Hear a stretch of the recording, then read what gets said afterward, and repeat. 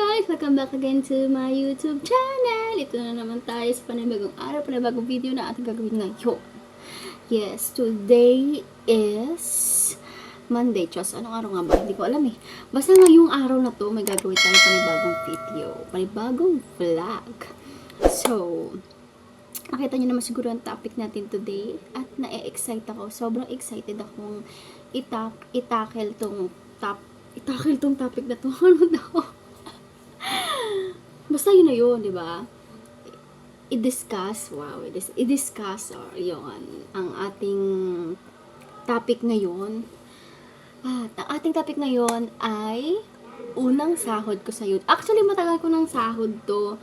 Noong 2022 pa to. Papakita ko sa inyo. Ayan. Yan yung araw kung kailan ko nakuha yung first sahod ko. February.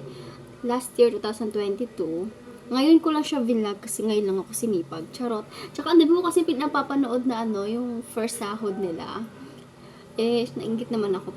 Parang gusto ko akong i-content yon. Kasi, syempre, diba, magandang i-reveal natin. Kahit maliit lang siya, hindi naman kalakihan yung first sahod ko, no? At ang tagal bago ako nagkasahod, diba? Hindi, as a small YouTuber, at saka, pagbaguhan ka pa lang, kagaya ko, talagang ganun yung hindi ka kaagad magkakasahod. Hindi porket gumawa ka ng channel, sasahod ka na, 'di ba? So, ganito kasi yan. Before tayo ma-proceed sa ating sahod-sahod na yan, ituturo ko muna sa inyo kung paano ko ba nakuha yung first sahod ko. So, siyempre, kagaya nga na sabi ko kanina, hindi agad-agad ikaw magkakaroon ng sahod. Like, pagka gumawa ka ng channel is meron ka ng sahod next month. Ganon. Walang ganon, te. Ay nako, nangangati tuloy ako, charot. Pero seryoso, walang ganun. Ang kailangan mo kasi is, siyempre, una, gagawa ka ng channel, gagawa ka ng content. At yung gagawin mong content is, mas maganda kung may sense, 'di ba? Kasi lalo hindi naman tayo sikat. Hindi ba tayo si Catherine Bernardo or kung sino mga artista na yan, si Ivana Alawi or what. Kailangan din gumawa ng content na tipong papanoorin tayo ng tao dahil kailangan nila tayong panoorin. Hindi yung dahil gusto lang nila tayong panoorin. Pag gusto lang kasi yun yung para sa mga artista. Like, parang gusto ko panoorin si Ivana Alawi kasi sexy, ang ganda, mga gano'n. Tayong mga small YouTuber at tayong mga baguhan, ang kailangan nilang panoorin is kailangan yung video na may sense. Like, ganyan, tutorial. Or about sa mga kung anong anik-anik na kailangan nilang malaman, like kunwari sa SSS, paano gumawa ng SSS, mga ganon, paano mag-ayos ng SSS account, or whatever, chuchu, ganon. Ganon yung mga kailangan nating i-content as a baguhan, kasi nga hindi naman tayo papanoorin ng ating viewers kung walang kwenta, 'di ba? Unless sikat na tayo, 'di ba? At kung ano ng mga prank, may iba kasi napapanood ko may mga prank, though may nanonood naman, okay naman yun. Yun nga lang kasi hindi siya panghatak ng mga viewers. Kailangan natin ng viewers. Pag walang viewers, wala tayong kita. Pag walang viewers, wala tayong ads. Pag walang ads, wala tayong kita, 'di ba? So hindi ka naman magkaka-ads kung wala kang viewers. Walang nanonood sa iyo, 'di ba? Kaya kailangan din natin ng panghatak. At yung panghatak natin is yung mga may sense na video. Yon. So, paano ba tayo magsisimula para makasahod? Yun na nga, gagawa ng content, paulit-ulit. Syempre, channel, content. And then, kailangan mapuno yung 4,000 watch hours. Ang tagal bago ko nakuha yung 4,000 watch hours na yan. Sobrang, sa lahat ng alam ko, nakaka-relate kayo sa akin. As a small YouTuber, grabe, yung 4,000 watch hour na yan, sobrang nakakapraning yan. Charot. Di, seryoso, ang tagal bago makuha yan. May iba nga bumibili pa. Sorry guys. Pero may ibang ganyan ang ginagawa para mas mabilis sila ma-monetize. Kasi once na-monetize naman sila, tiba-tiba naman na sila sa kita. Kasi kahit mga old videos mo, kunwari, last year pa yung video mo, basta may nanonood pa rin doon, kikita ka pa rin doon sa video mo na yon. Tiba-tiba ka na. Though, hindi ganun kalaki.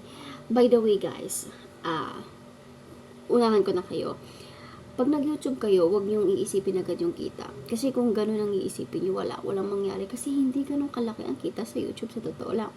Kala niyo naman, pag naggawa ka na ng YouTube, kikita ka na ng 100,000, 1,000,000, gano'n. Or sabihin natin, kikita ka na agad ng 10,000 sa isang buwan. Hindi gano'n, guys. Malabo pa sa malabo sa usapan natin ngayon. Charot. De, seryoso. Walang gano'n na hindi agad-agad ikaw kikita ng gano'ng kalaki. Unless may mga views ka na talagang malalaki, diba? Yun nga, yung mga sikat na yan. Yan yung mga malalaki na views. Kaya, kung sa tingin mo, ay kung baguhan ka pa lang, huwag kang titingin agad sa kita. Gawin mo siyang pastime. As in, upload ka lang ng upload. Mas maganda kung araw-araw ka mag-upload. Huwag niyo akong gagayahin. Huwag niyo akong gagayahin kasi tamad ako mag-upload. Ay, tingnan niyo yung ano ko, yung channel ko. Yung ginawa kong channel 2021 pa, na monetize ako after ng ilang buwan. Tagal.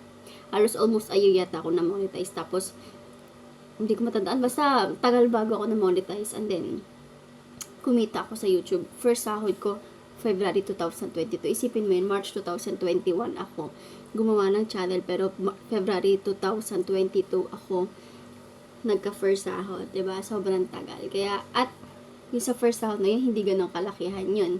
Ito, nakita nyo naman, 90 plus lang. 92, diba? $92 lang. So, isipin mo yun, kung kita lang yung, kung ito lang yung gusto nyo kay YouTube, walang mangyayari. Kasi, wala talaga. Maliit lang talaga kita kay YouTube. Lalo kung maliit lang yung views mo, wala din, diba? Kaya, hanggat maaari, upload ka na upload ng video, tapos, yung, bukod sa syempre pag-upload, yung may sense, at gawin mo siyang pastime para hindi mo naiisip yung kita. Nagugulat ka na lang na day by day or after ng ilang years, nagulat ka na lang, ay, hala, laki na pala lang kinikita ko. Magugulat ka na lang, hindi mo inaasahan na kumita ka pala ng ganun kalaki na after ng ilang years, diba? Lahat naman ng lahat naman ng unti-unti, diba? Kagaya sa akin, 2021, yung 1,000 subscribers, kasi kailangan mo ng 1,000 subscribers tsaka 4,000 watchers bago ka ma-monetize. Yung sa 1,000 subscribers na yun, inabot din ako ng ilang buwan bago ko nakuha yan. Oo. At as a small YouTuber, sobrang hirap niyan makuha. Ay, hello nga pala. Shoutout nga pala sa 4,360 subscribers ko. Magandang kailan na yung subscribers ko. Thank you so much sa inyo, guys. Support lang kayo. Sub lang kayo sa akin. So, yun na nga. Yung 4,000 plus na yan, hinahayaan ko lang yan sila mag-subscribe sa akin. Talagang pinaghirapan ko yan, yung tipong hinahayaan ko lang sila na mag-sub sa akin. Syempre, mas maganda yung nagsasub sila dahil napanood nila yung video mo. Okay, itong video na to, sige nga, isub kita. Ganon. At pag may subscriber ka kasi, syempre, pag may bago kang upload, mapapanood nila. So, pag nanood sila, yun na nga, may ad. So, kikita ka doon. So, yun lang naman, guys. Sana na-inspire kayo dun sa video ko kahit na maliit lang yung naipakita ko sa yung first sahod, diba? Ganun naman talaga. Lahat naman ng small YouTuber dumadaan sa ganyan. Like, ganun kaliit lang. Pero para sa akin, nung time na yun, malaki na yan Dahil sa totoo lang, para sa akin, malaki na yan. Yung ganyang amount na yan as a small YouTuber at nag-uumpisa pala. At nung unang natanggap ko yan, hindi nyo alam kung gano'n kasi sabi nga niya, kung kilala nyo si Ann Klotz, sabi niya, unang kita niya daw sa YouTube na nakita niya, yung $10 pa nga lang daw nakita niya sa YouTube dun sa video niya na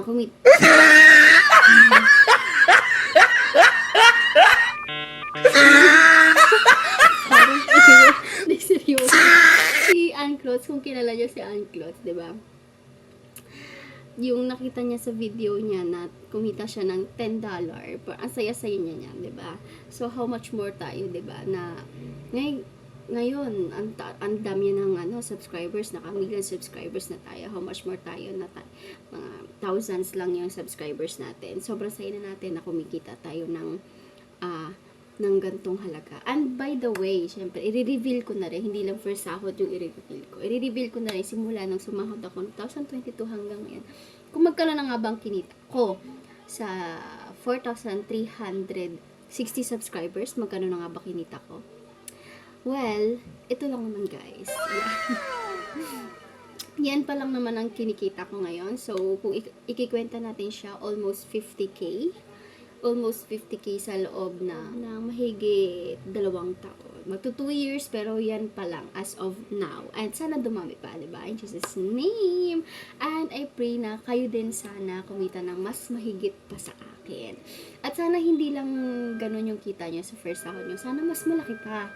Diba? At guys, ito, at payo ko lang sa inyo, huwag kayong mawawala ng pag-asa. Pag hindi pa kayo nakakuha ng 4,000 sa watch hour, naku, tuloy nyo lang kasi sayang.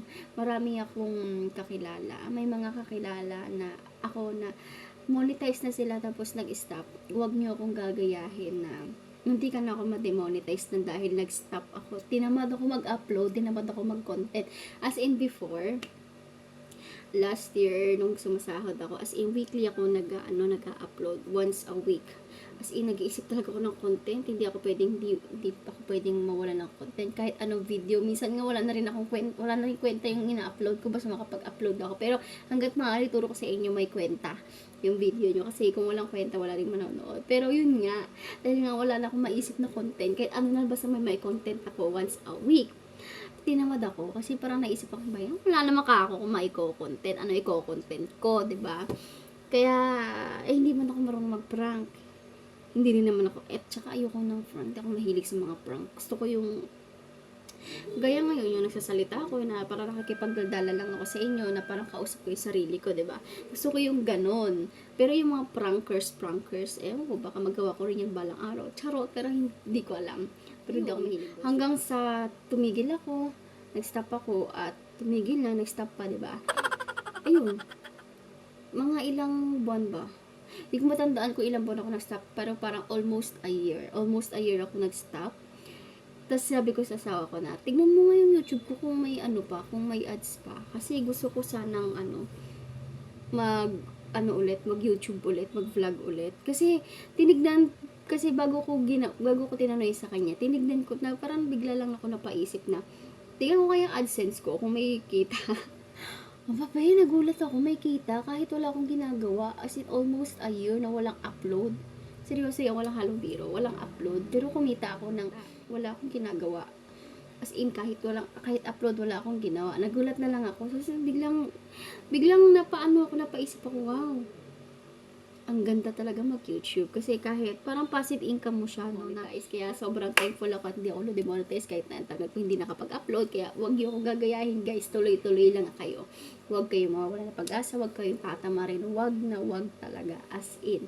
Kaya nagsisi nga ako, nag-stop ako. Kasi siguro kung hindi ako nag-stop at nag-upload ng mga may sense na video, siguro hindi lang ganito yung kinita ko. Hindi lang almost 50k yung kinita ko sa loob ng almost 2 years. Hindi lang dyan.